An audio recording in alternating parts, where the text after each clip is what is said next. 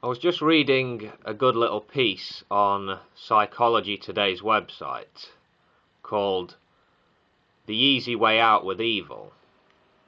This was published back in January of 2010 by Seth Meyers, who is a clinical psychologist.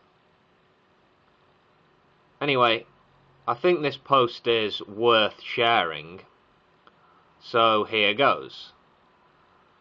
Quote, "Recently, a television news story inspired me to start toying with a very fundamental question. Does evil truly exist in people?"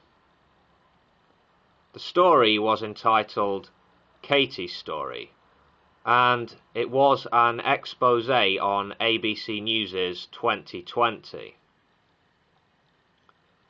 The programme highlighted the heinous crime London model Katie Piper suffered in March of 2008 and documented her subsequent recovery process.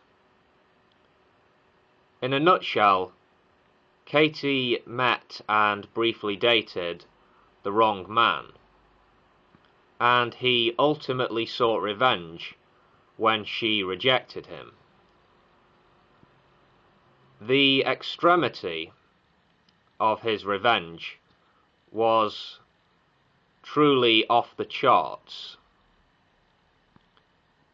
He paid someone to throw sulfuric acid into her face. The very face, of course, that was her moneymaker as a model. In a recent discussion I had about this story, a friend of mine was quick to diagnose the man's problem: pure evil. Yet, attributing such a sensationalistic trait, evil,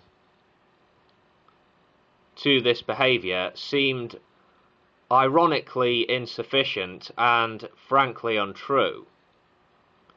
Of course, it goes without saying that paying a hitman to destroy another person's face is horrendous, and I'm certainly not out to dispute that. Think about the repercussions for the victim. Months and even years of corrective surgeries with an ultimate best-case scenario of looking like a cross between somewhat disfigured and somewhat normal. Moreover, just imagine what this kind of trauma does to the psyche. I'm not sure if years of therapy can ever undo that kind of trauma. What could possibly motivate such malicious behaviour in the perpetrator?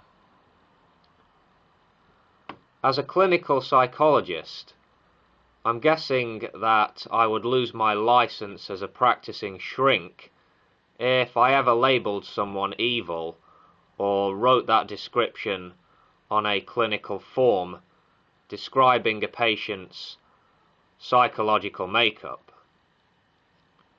Yet a clinically equivalent label, antisocial personality disorder, does exist and fairly describes a minuscule portion of the population.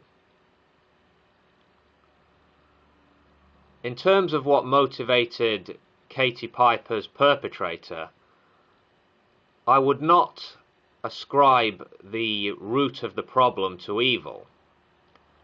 However, I would deem the root to be mental illness, and further assessment would be needed to clarify the diagnostic specifics.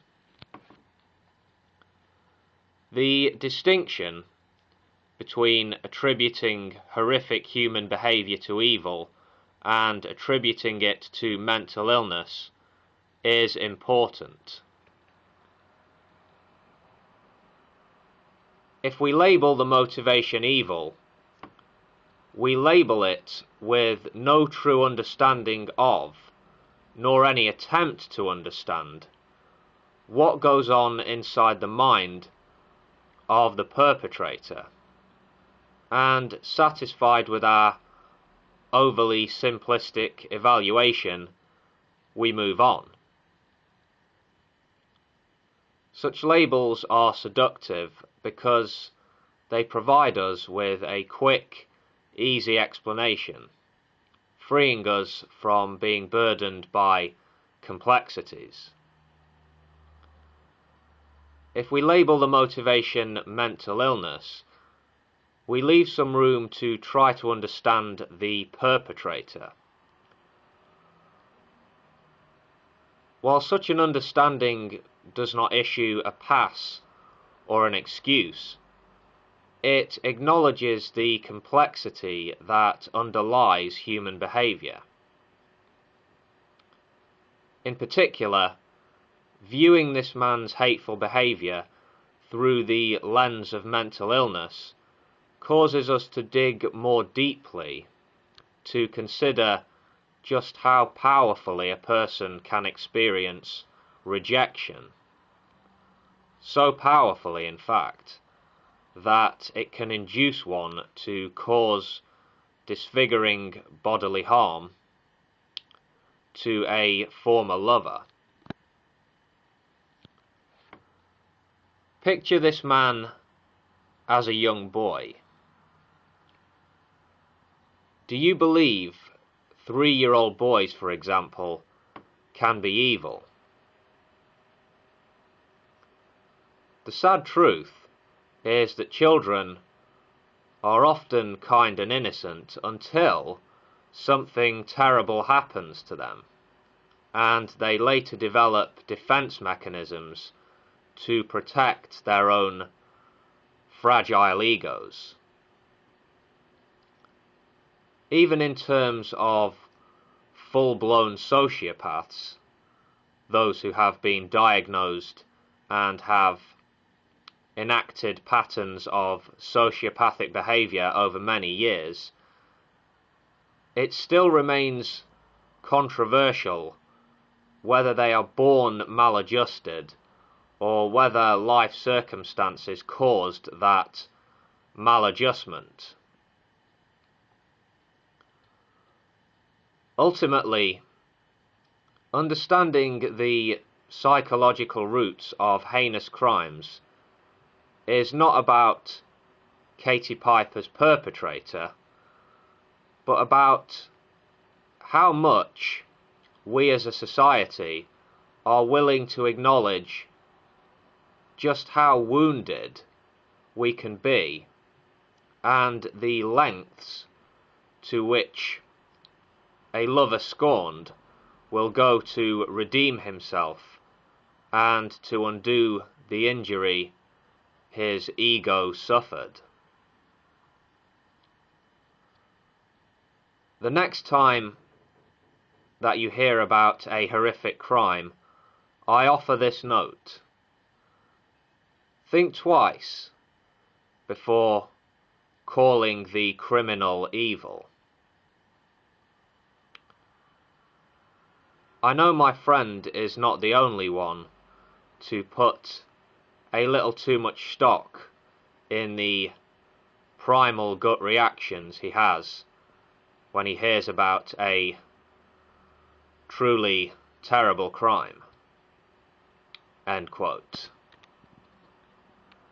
Catch you next time, folks. Take care of yourselves.